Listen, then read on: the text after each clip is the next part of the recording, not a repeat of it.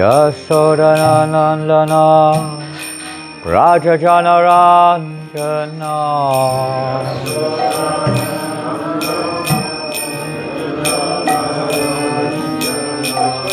Yashodanandana Raja Janaranjana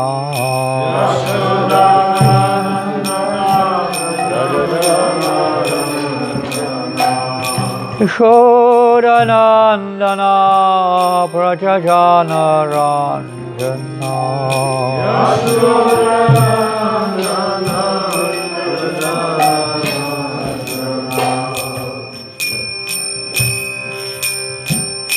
Yamuna Tira Vanachari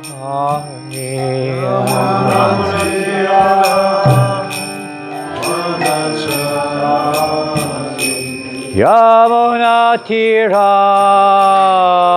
Vanachari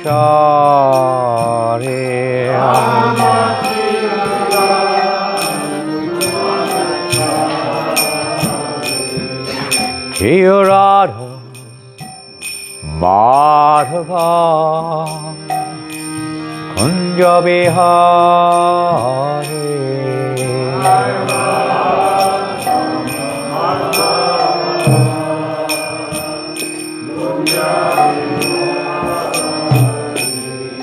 Jaya Radha Madhava Kunja Bihari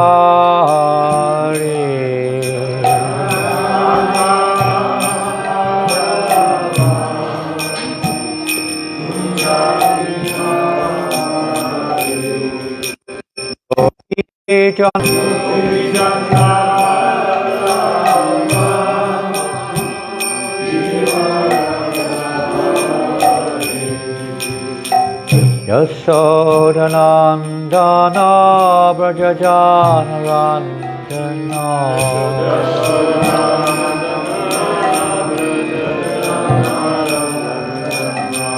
Yamuna Tira Vanachari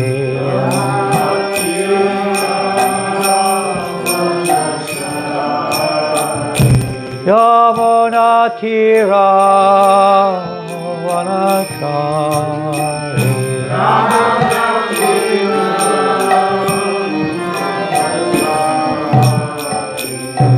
Jaya Radha Madhava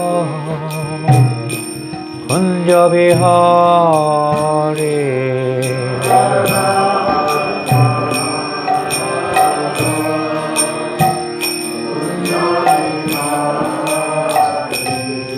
Jaya Radha Madhava Kunja Bihari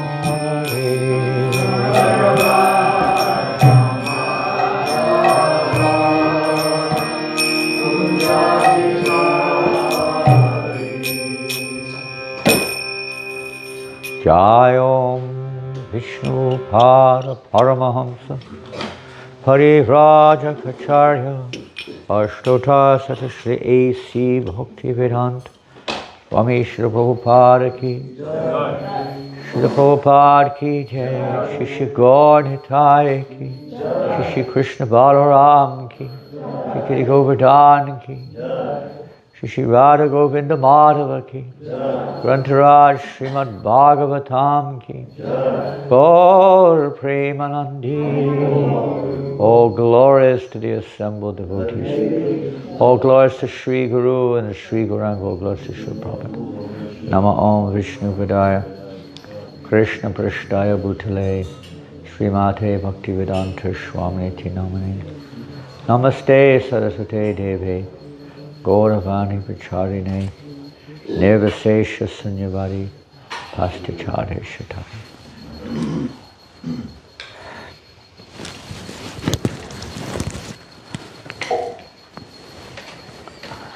A little help getting this coat off. Help Maharaj, aid Maharaj. Coat stuck. Pull.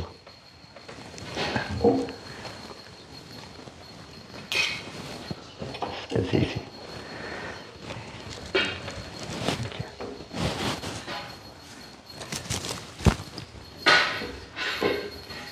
Hare Krishna.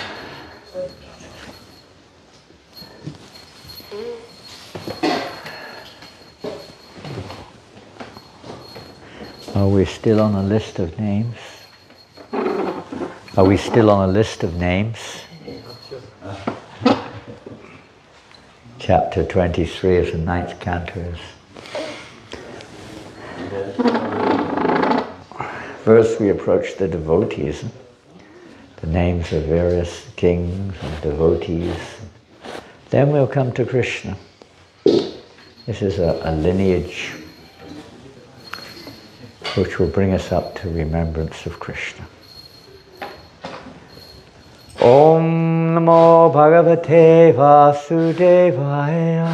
Om Namo Bhagavate Vasudevaya. Om Namo Bhagavate Vasudevaya. Om Namo Bhagavate Vasudevaya. Om Namo Bhagavate Vasudevaya. Om Namo Bhagavate Vasudevaya. Srimad Bhagavatam, someone? I don't think so. No, it doesn't look like the Bhagavatam. Says temple room.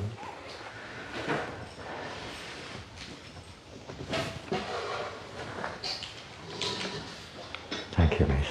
Merci beaucoup. I'm sorry I missed yesterday's class for various reasons, but I believe that Nitai Gaurasundar Prabhu covered text 21. Is that correct? Yes, read the 21. With the purport? Yes. And many verses before, of course. Yes. And then you read the 22 as well. 22? The son of Haihaya was Dharma. Yeah. What's on the board today? 31, 22, 20, 22, 23 to 31. 23 to 31, okay.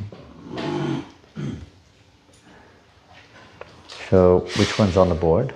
23, Durmado, Badras. Okay. Yeah. Durmado. Durmada. Hare Krishna. Let us repeat. Durmadaha. Badrasenasya. Danakaha. Kritavirya suhu. Kritagnihi. Kritavarma. Cha. Kritojaha. Danaka atmajaha. Durmado Badrasenasya. Danaka Kritavirya suhu. Kritagni Kritavarma cha. Krito Danakatmajaha. Durmado Badrasenasya. Danaka Kritavirya suhu. Kritagni Kritavarma cha. Krito Danakatmajaha. Durmado Badrasenasya. Danaka Kritavirya suhu. Kritagni Kritavarma cha. Krito Danakatmajaha.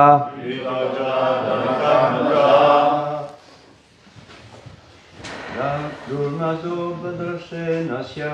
Durmado Badrasenasya. Danaka Kritaviryasu. Danaka Kritaviryasu. Kritagni Kritavarma cha. Kritagni Kritavarma cha. Kritoja Danakat Naja Durmado Badasenasya Tanaka Kaviyasu Dagni Kritava Macha Tuja Danakat Maja Dumado Badrasenasya Durmado Badasenasya Kitavirya Suhu Tanaka Suhu Kritagni Kritava Macha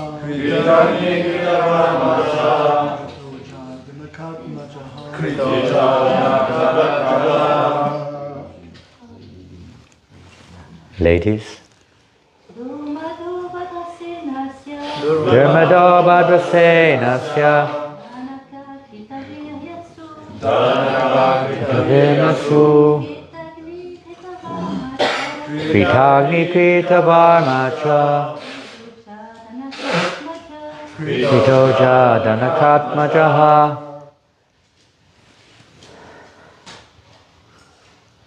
Most of the words are the same as the transliteration. Durmadaha Badrasenasya Danakaha Kritavirya Suhu means giving birth to Kritavirya. Kritagni Kritavarma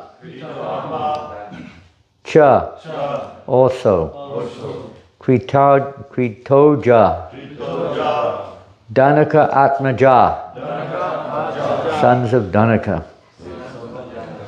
Translation: the sons of Badrasena were known as Durmada and Dhanaka. Now, we may need a French translation, and I don't know, Induleka, you need the French translation? Yeah, I do it. If you want to get a little closer, you're... I try to understand just like this also. If you need, please sit next to Bruno. Anybody else would need a translation?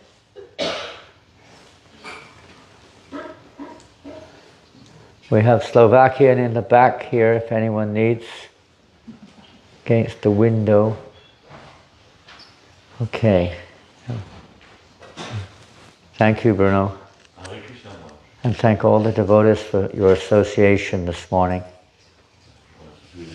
Apologies for not coming for Mangalarti. We had a bit of an unusual night. The sons of Badrasena were known as Durmada and Danaka. Danaka was the father of Kritavirya and also of Kritagni, Kritavarma and Kritoja. It's maybe really interesting to note that the children all have a name there, Krita, action, doing, whatever. And this is nothing unusual in our society, is it? I mean, you have maybe one of your names, maybe even one of the Christian names, would it be? But certainly the surname is, in most cases, the same as that of the father, in most cases. And oftentimes, the father's name, maybe his first name, becomes your second name. It's nothing unusual. So, we'll carry on with a list of names. Text number 24. We go up to 31, is that right? That's what it's Is that what it says? The son of Kritavirya was Arjuna. Now that's not the Arjuna of the Bhagavad Gita, it's another one. He, Kartavyavirya Arjuna, very famous personality also, became the emperor of the entire world. consisting of 7 islands, and received mystic power from Dattatreya, the incarnation of the Supreme Personality of Godhead. Thus, he accepted the mystic perfections known as Ashtasiddhi. Do you have a French Bhagavatam there, Bruno? Okay, because that's good, because they can read it direct. Even better. Next verse. No other king in this world could equal Karta Virya Arjuna in sacrifices, charity, austerity, mystic power, education, strength, or mercy.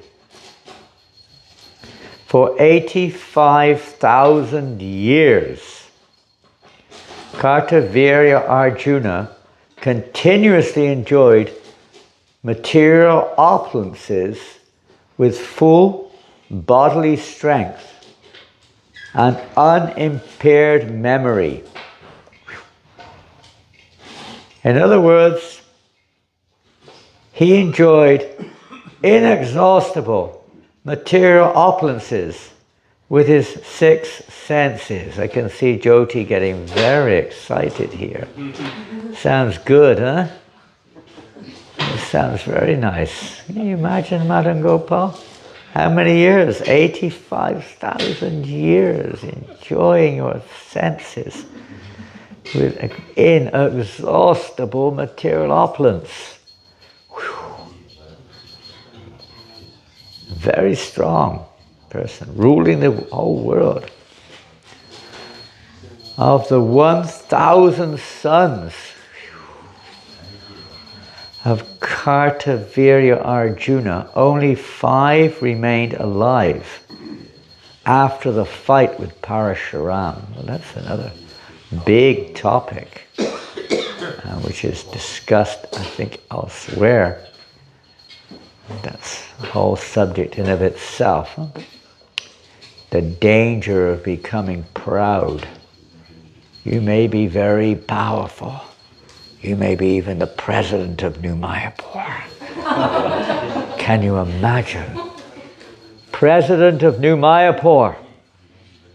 We have to be careful not to become overwhelmed with pride.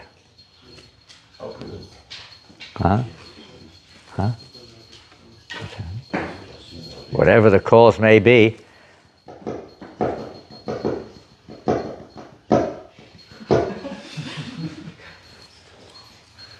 Coming and going.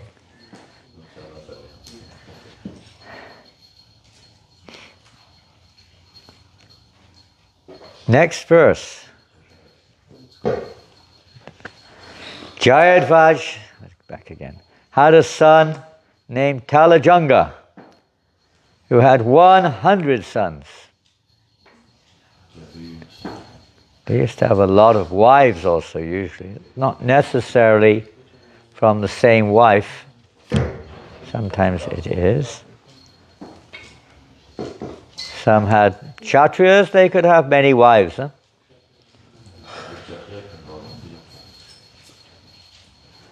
All the Kshatriyas in that dynasty known as Talajanga were annihilated by the great power received by Maharaj Sagara from Ovarishi. Of the sons of Talajanga, Vitihotra was the eldest. The son of Vitihotra, named Madhu, had a celebrated son named Vrishni. Madhu had 100 sons, of whom Vrishni was the eldest. So we're coming now, you could say, into the little bit more familiar territory in relationship with Krishna, the Vrishni dynasty. The dynasties known as Yadava, Madhava and Vrishni had their origin from Yadu, Madhu and Vrishni. And today's, well, not exactly today's verse, but the verse we're concluding on today, text 31. O Maharaj Parikshit, because Yadu, Madhu and Vrishni, each, this is the verse by the way, you can read it in the book, each inaugurated a dynasty. Their dynasties are known as Yadava, Madhava and Vrishni. The sons of Yadu, named Kroshta, the son of Yadu rather, named Kroshta had a son named Vijinavan. The son of Vijinavan was Svahita. The son of Svahita, Vishadgu. The son of Vishadgu, Chitraratha. And the son of Chitraratha, Shashabindu. The greatly fortunate Shashabindu, who was a great mystic, possessed 14 opulences and was the owner of 14 great jewels. Thus he became the emperor of the world. And there's a purport by Srila Prabhupada. In the Markandeya Purana, the 14 kinds of great jewels are described as follows. They're not quite what we would expect. You would possibly answer emeralds, diamonds, rubies, and so on. But here's what the 14 kinds of great jewels are. 1, an elephant. 2, a horse. 3, a chariot. 4, a wife. 5, arrows. 6, a reservoir of wealth. 7, a garland. 8, valuable costumes. 9, trees. 10, a spear. 11, a noose. 12, jewels. 13, an umbrella. And 14, regulative principles. To be the emperor, one must possess all 14 of these opulences. Shashabindu possessed them all. So there we go. And as I said just now, maybe we'll read one more verse, text 32. The famous Shashabindu had 10,000 wives.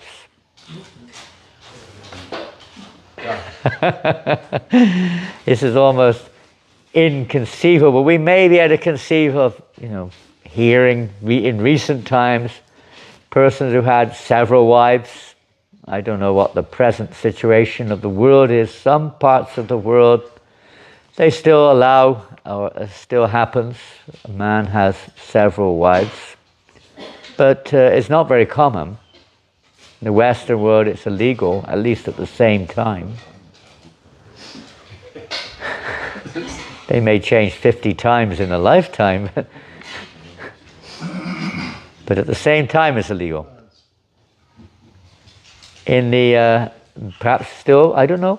I know I was thinking of the other day, for some reason we were discussing some of the cultures, maybe in Islam, some of the powerful sheikhs, they have many wives. In India, it's still going on, it's still there, although maybe not legally, but it still goes on, I don't know. In many countries it goes on still.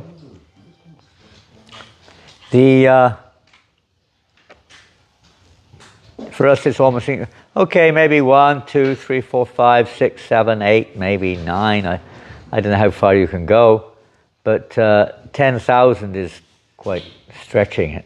Of course, Krishna had 16,108 wives, is that right? That's an extraordinary situation. He's God. He's not an ordinary living entity. We struggle. Even in one small family, there's struggle.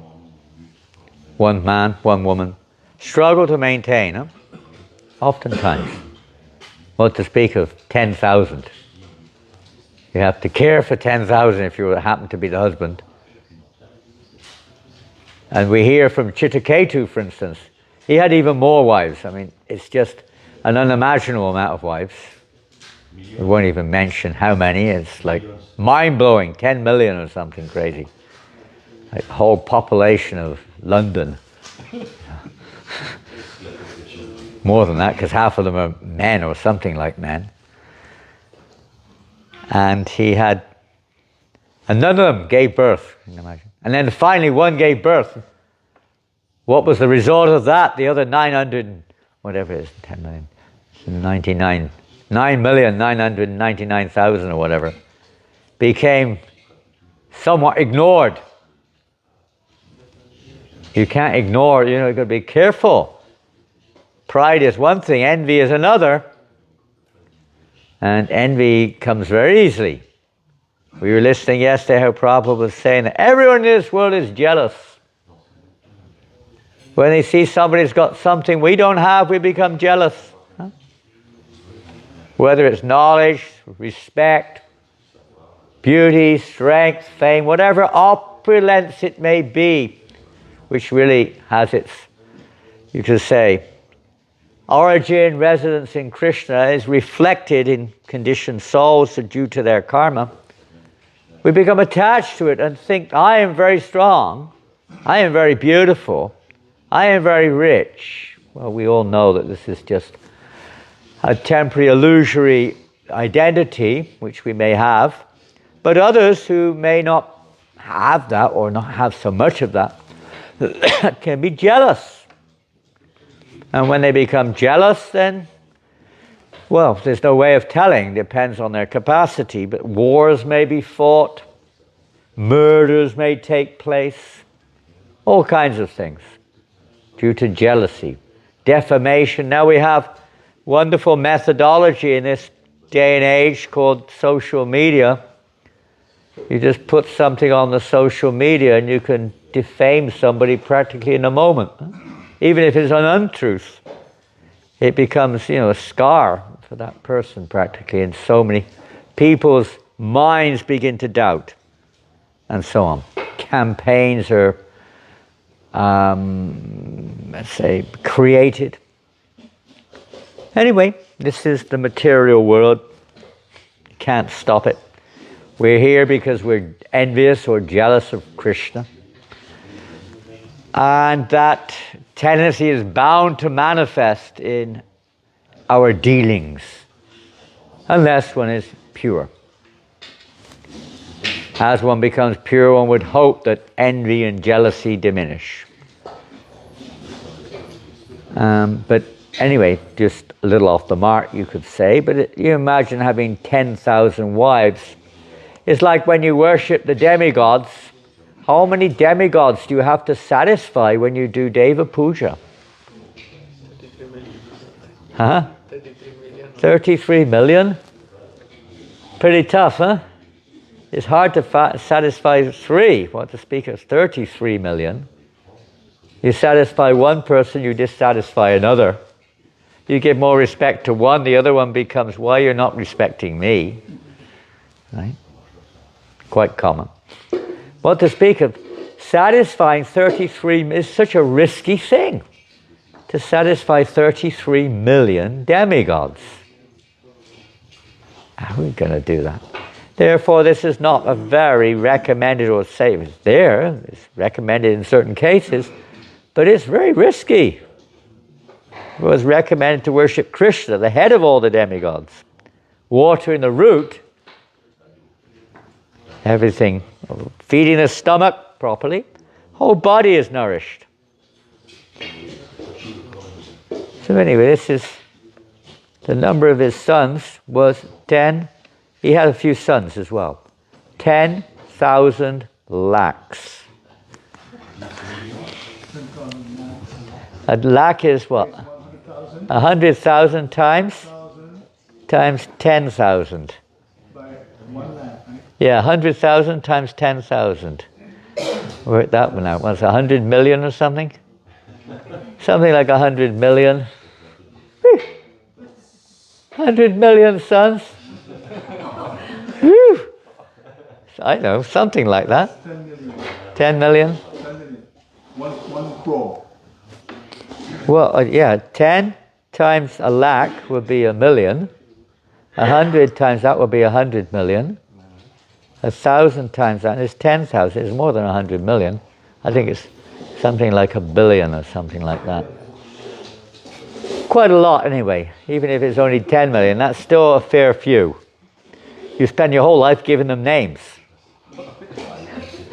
Yeah, you have an initiation. I just cannot imagine somehow or another. I mean, some of their esteemed godbrothers, they have, 60,000 disciples. Names. I mean, sometimes 500 devotees in one initiation. Take days just giving the names, Just imagine, remembering. Let's call it a billion for the sake of ease. You have a billion sons. This is from another dimension. Huh? It's like, this is ridiculous. You could quite easily understand why people say this is mythology. Huh? Not difficult. Prabhupada one time was asked, how do we explain this, Srila Prabhupada, to people? He said, you don't. Just don't go there. You find Ugrasena, how many bodyguards did he have? 33 trillion. What's it mean? It's like meaningless in relatively speaking. Million. Huh? It is a billion. I was right. It means you can't measure it. Unlimited servants. Unlimited. We're so limited in our perception. How many atoms in your body? How many? 600? 600? 600, about 600, yeah. How many cells? Okay, makes it a little bit more on the surface. How many cells are in our body? Doctor. Open for me. How many cells? They have some estimate, right? One cell phone. One cell phone. Maybe two. You got one cell phone. That's a good answer. You can't measure it. It's like, they exist. Ants. I mean, you don't see so many ants around here. But in some places, they just come out of nowhere. The whole floor covered in ants. Suddenly, boom. You take a nap, you wake up, what happened to the floor? It's black. Covered in ants. Millions of ants all over the floor. They just sort of appeared out of the wall. But they have their own nests. I don't know how many babies a mother ant gives birth to. Anyone know? Average? What's this? Frogs, huh? I know about bees. Bees, how many? The queen lays about 2,000 eggs every day. Every day, 2,000 babies. Pretty good, huh? I'd have 2,000 babies every day, ladies. Phew. One's like, pain. What a job, huh? Quite a job. That's its only business. It's a mother bee, mother this and that, mother insects. Huh? They basically, that's their only occupation, just giving birth to reproducing. They're just like a machine, baby machine. That's going on. Of course, you could say lower species of life. But it gives an example, at least. Is it absolutely inconceivable? Just because we cannot do it? We haven't seen it? Many things we have not seen. Doesn't mean that they can't be existing somewhere. Anyway, putting that aside, I actually wanted to read something. We're hearing a list of names. I don't know, did you mention that yesterday, Nitai? Prabhupada's poem? No, okay, so I don't want to repeat what was already done. So you're on text 33, if that's what you wish, tomorrow, as you like. 33, whoever does the board. I wanted to list, because many of you are familiar with this term, a list of names. Where have you heard this term? You may have heard it in the material sense of the term, a list of names in your ancestry, but where else have we heard this? In our Krishna conscious movement, especially from Srila Prabhupada, where have we heard this term, a list of names? Yeah, when he was retiring himself, he looked back at his life and he just mentioned to himself, whatever is left of my life is just a list of names. Yes, he wrote one offering, poem, bhajan, call it what you will, called Vrindavan Bhajan. This was written in 1958. Pardon? Prabhupada wrote this.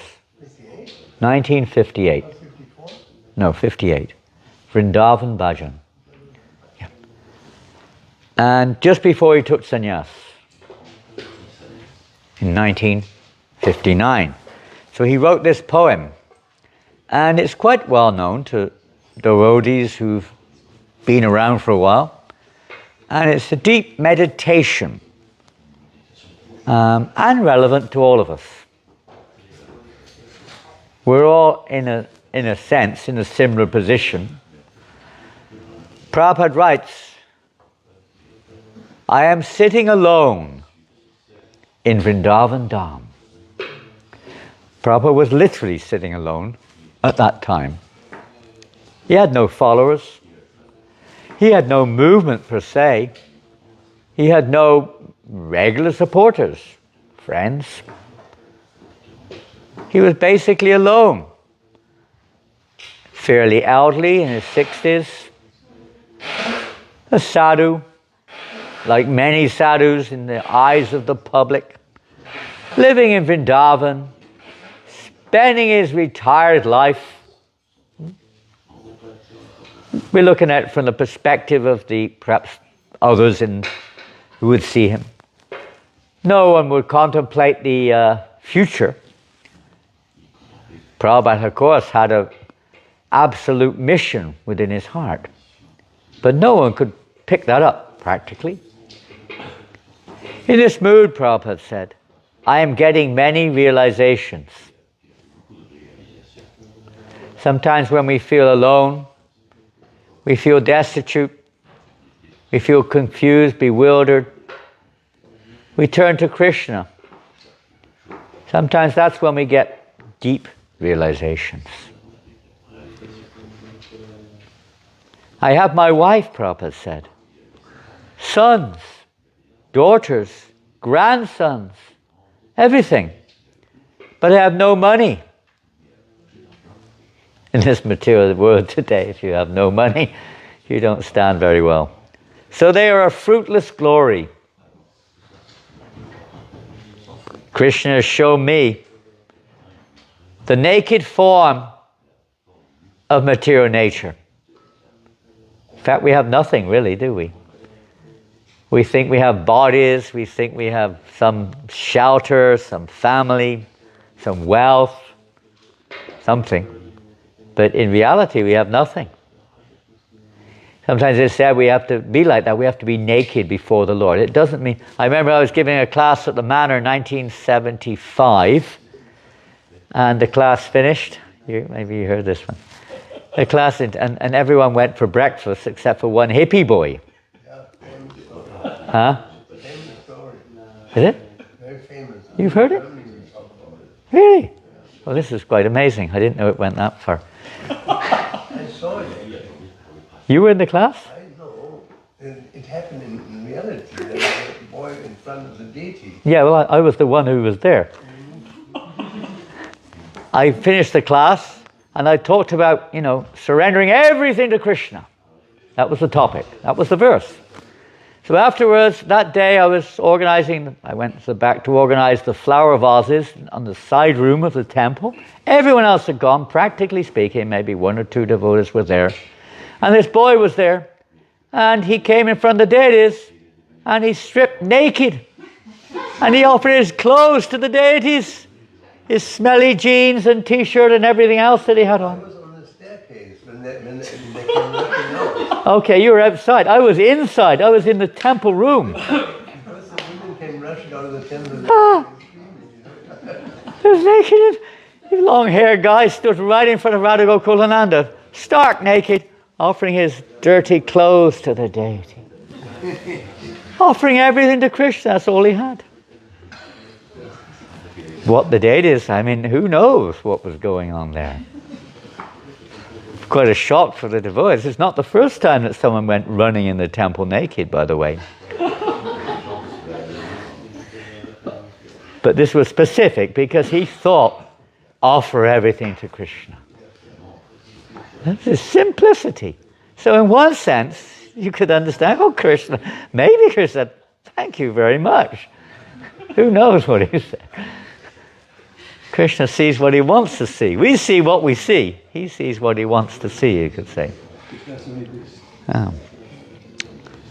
So naked, but that doesn't mean we, therefore, it means free of all these layers of ahankara, false ego, huh? Just like when King Prataparudra, Krishna, Lord Chaitanya was not giving him darshan. Huh? The king was feeling so devastated, helpless, hopeless. He was ready to commit suicide. He felt so wretched. Sarvabhauma Bhattacharya was keeping him alive, basically. He promised, Rath Yatra's coming very soon. The devotees are coming very soon. Why don't you appeal to the devotees? Maybe Ramananda Roy. He's so close to Mahaprabhu. The devotees will come from Bengal. Ramananda tried it. The king, Prataparudra, tried everything. Nothing worked. No, Lord Chaitanya, I will not see a king. He might be a devotee, but still, I will not see him. Imagine how he felt. Like Bhakti Siddhanta Maharaj, when he was trying to be initiated by Gorky Das, to hell with my knowledge, to hell with it all, if it prevents me from getting the mercy. Eventually, when Rath Yatra came, Sarvabhauma gave in the secret. Of course, it was already decided by Mahaprabhu when he saw the humble service of King Prataparudra, sweeping the floor without pride. But the final point, Sarvabhauma told him, so now Lord Chaitanya is in the garden taking rest. During the Rath Yatra, it stops at Balagandian garden, the Lord goes in, and said, now is your time. Take off your royal dress. Take it off. Not naked, not like the boy in London. Don't go in there naked. Put in a lungi, a sadhu dress, simple dress, and then enter the garden. And of course, it worked. There's more to it, but it indicates, that we have to let go of this false identity. Naham viprona chanarapitinapi vaishona srutu. There were none of these designations. We're not men, women, kshatriyas, vaishyas, shudras, brahmins, nothing. We may work with that designation according to guidelines to purify us, but ultimately we have to become free, understand our real designation, free of all false designations, and surrender ourselves with no personal agenda in front of the Lord. The naked form, so material nature is ultimately, we're stripped of everything eventually, even in the material world. But because we're attached, we get another body and we develop another coat, another covering.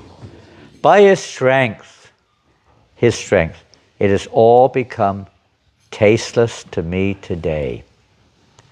All these material interactions, whether it's a taste, of course prasadam is different, devotional services you could say different, but in terms of taste, indifferent, tasteless.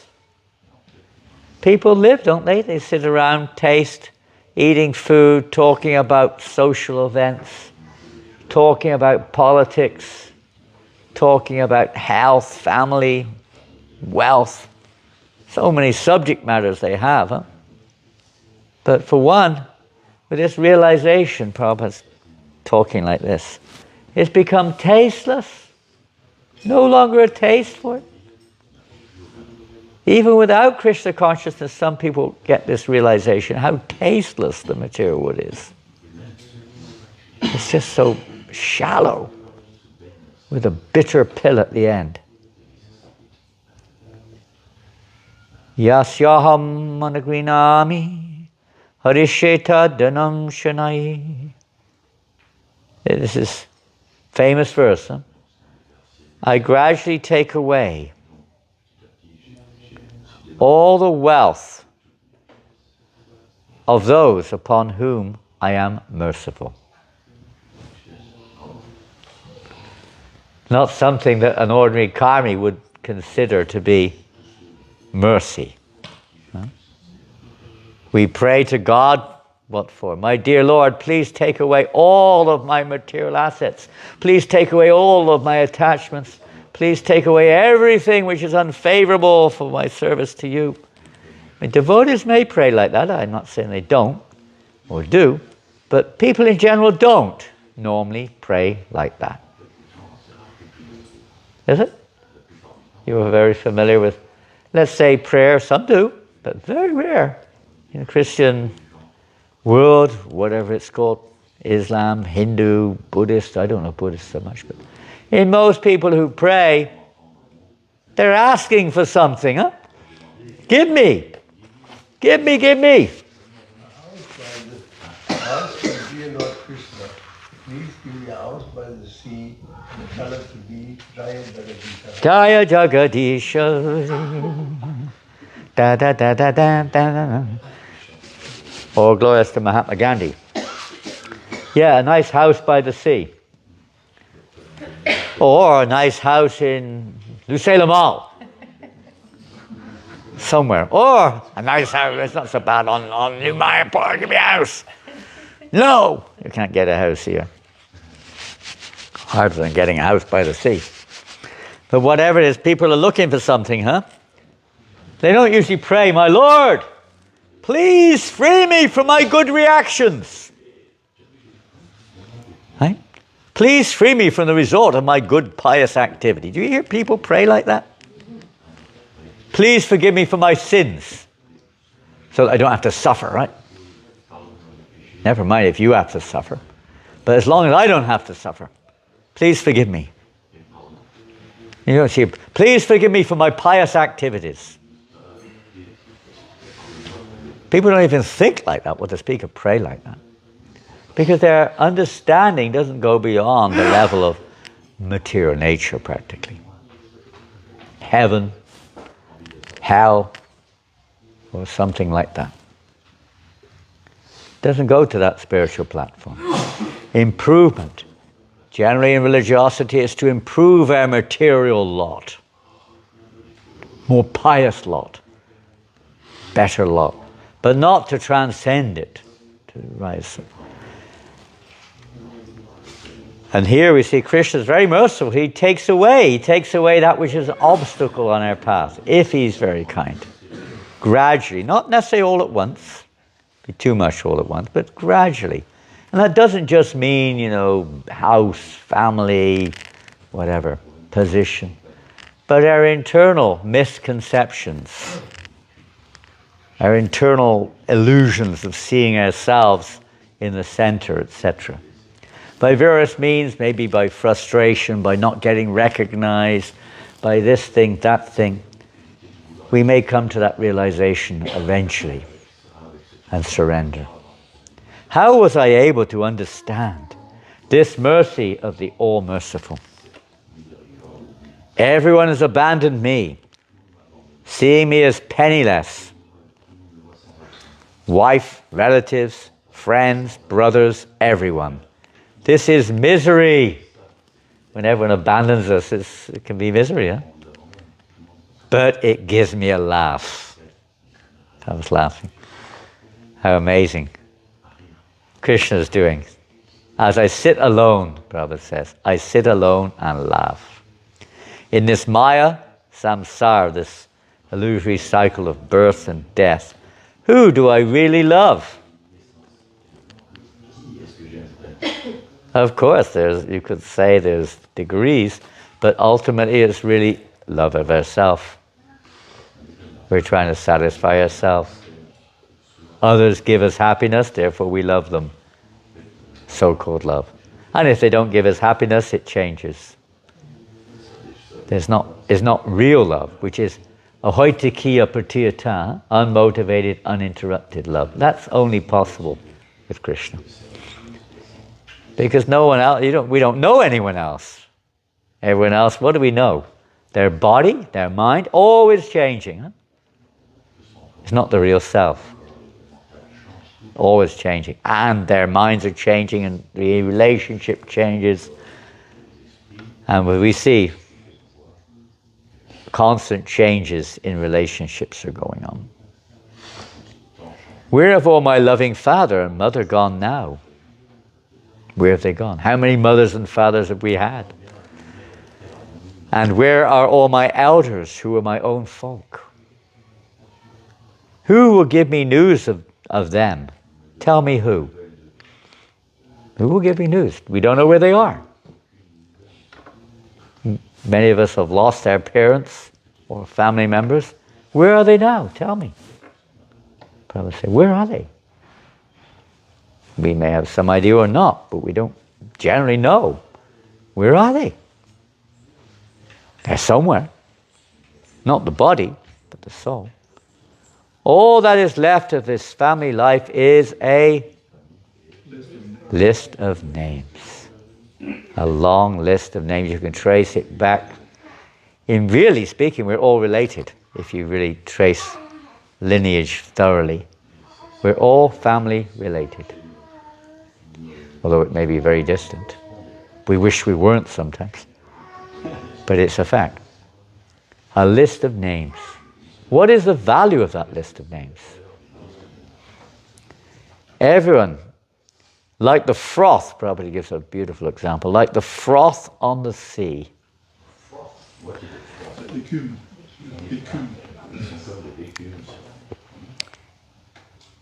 Which mixes again with the sea. You come up bubbles like little white bubbly stuff, and boom, mixes again. It appears and then disappears. Maya samsara's play is just like that. No one is mother or father. No one is mother or father or personal relative. Sounds pretty, people would say this sounds pretty heartless, pretty impersonal. But it's not. These ideas, of course, we have to do the needful, we have duties to perform, we have whatever we have to do. But in reality, we're not mothers, fathers, or brothers or sisters in the material sense of the term. We're all spirit souls. Everyone, even the, how many bees? 2,000 bees a day that are being born. Each and every one of them is an individual soul. Individual soul. Just like the sea foam, they remain but a short time and are gone. Just as the froth of seawater mixes again in the sea. Both the material elements that the body is made of mix into the totality of the material elements or aspects of that totality. The soul also just moves on in the ocean of samsara, Maya samsara. This body made of 5 elements meets with destruction. How many bodies does the embodied soul take in this way? We may think 10 million suns, but how many millions of bodies have we taken in different species of life? His relatives are all simply related to this temporal body. One of them is like Chitraketu. That's part of the story mentioned earlier, when eventually he had a son, and that son, long story, the other wives became envious and murdered the son. Everyone was shocked and devastated, and eventually by the grace of Narada and Angira Muni, the son was brought back to life. And the son then began to speak. My son, the father said. My son, my son, my son. What did the son say? Huh? His name? What did the son say to the father? Which father are you talking about? Which parent? Which father are you? I've had countless fathers. Which one are you? In lifetime after lifetime, I've had a father and a mother. Which ones are you? Bit of an eye-opener, huh? Bit of an eye-opener, King Chittakator. But we don't realize it. We don't see it sometimes, although we hear about it. But everyone is your relative and brother. Everyone on the spiritual platform. This relationship is not tinged with the smell of Maya, the scent of Maya, illusion, with illusory tendency. The Supreme Lord is the soul of everyone. In relation to Him, everyone in the universe is the same. Everyone. Whether we're so-called, demon or devotee, animal, bird or beast, bee, ant, cell. To Krishna, every soul is the same. He's just reciprocating accordingly to our surrender. The Supreme Lord, all your relatives, brother, all the billions of jivas, when seen in relation to Krishna, they are all in harmony. This is the underlying secret, you could say, of this article, this poem, this bhajan. Relationship with Krishna. Then there is harmony. This is the secret of our endeavors in Krishna consciousness. Forgetting Krishna, the jiva desires for sense gratification. And as a result, he is firmly grasped by Maya. We could read on and on, but I want to go to the last few verses. There's some amazing. You want to read it? It's called Vrindavan Bhajan. It's quite long. There's about 30 verses. That was the first 4. I'm going to go to some of the last ones now. In relationship to, you could say, mission. The 6 Goswamis, Prabhupada writes, verse 25, came and preached religious life, true religious life, in Sanatan Dharma. Activities which lead to our eternal understanding or realization of our constitution. They saved the process of devotional service on the order of Lord Chaitanya. They are all eternally perfect associates of the Lord and always remember Radha and Krishna. Remembering them, all the conditioned soul's sins are cleared away. By remembering these great personalities, can clear away our sins. Sins don't just mean reactions, it means the tendency to commit activities which are reactionary. But if he tries to imitate them, taking on their dress and characteristics, he becomes the plaything of Maya and does not cross over the material ocean. Is not to be imitated. We are Rupanugas. We are meant to follow their instruction. Always preach, Prabhupada writes, from jiva's door to door. Your life will be successful as a result of your preaching.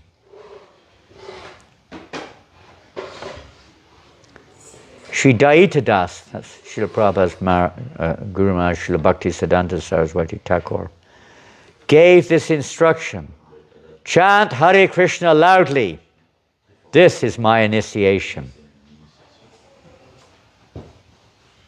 Kirtan is not just drums and kartals. The sound of kirtan is not this modern system.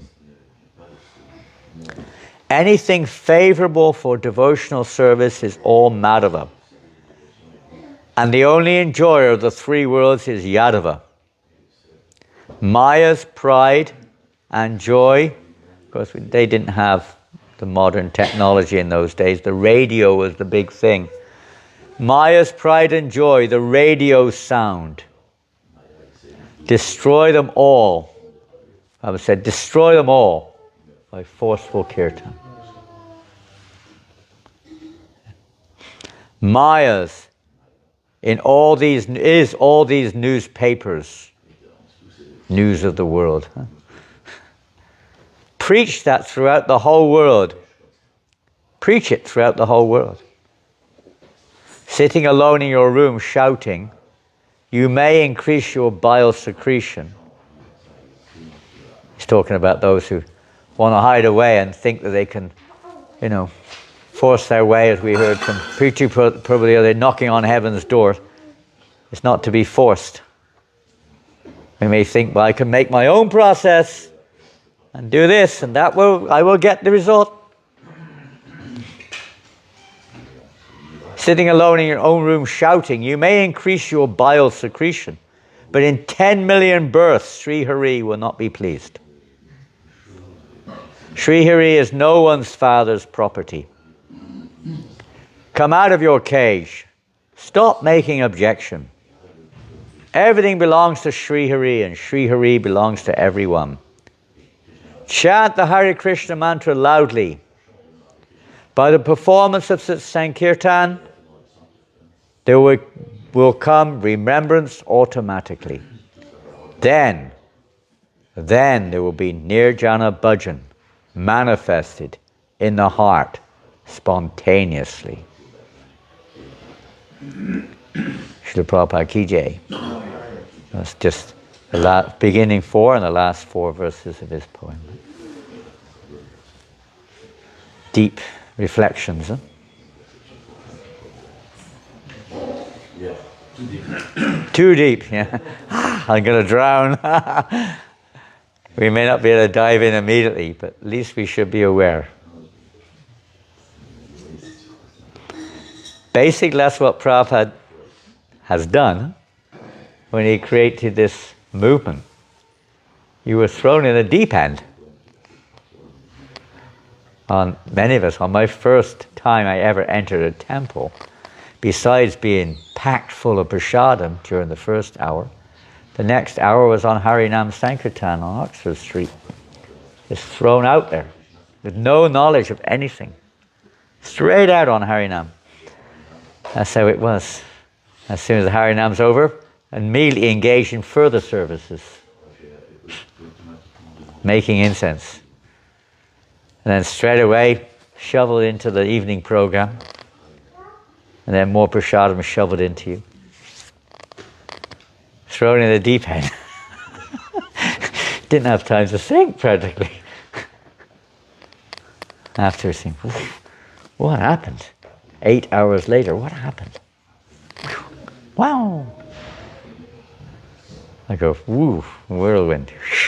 You see these cyclones, and sometimes there's, in the eye, the boats, they get whirled in. It's like that, the movement was like that, they get swept up in a whirlwind or whirlpool of enthusiasm. There's no question of, no, just boom, boom, boom. We're going on Harinam, and boom, straight up the door. I said, what's Harinam? The voice said, ecstasy and bliss. Straight up the door.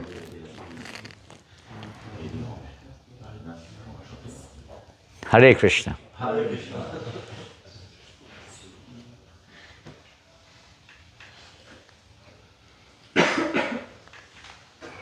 Okay, ready to go?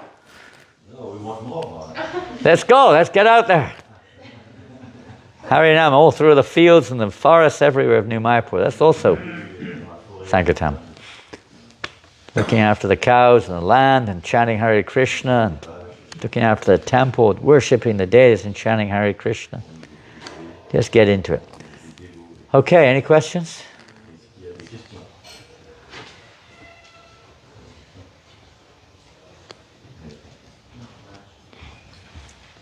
The list of names.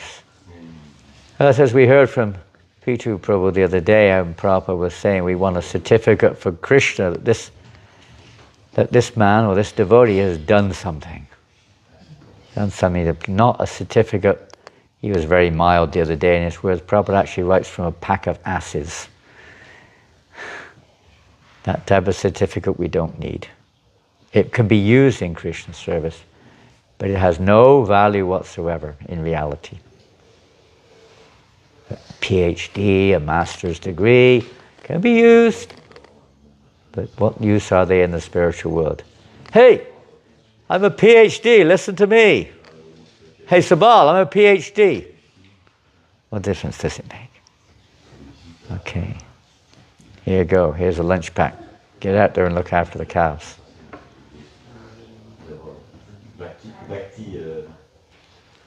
A bhakti degree. We're not after master's degrees, we're after servants' degrees.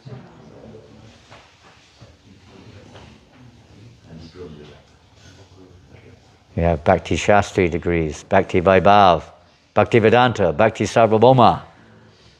But they're meant to help us to become pleasing to Krishna, to become a servant of the servant, servant, servant, servant.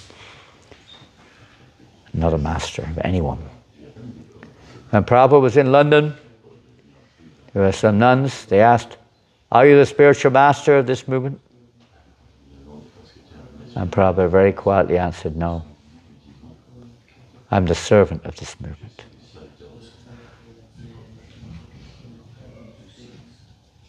We're not the master of anyone. We're the servant of the servant, servant, servant. Srila Prabhupada ki jai. Grantaraj Srimad Bhagavatam ki jai. Gaur Premanandi. So don't try to imitate, what's his name? Shisha. 1 billion sons.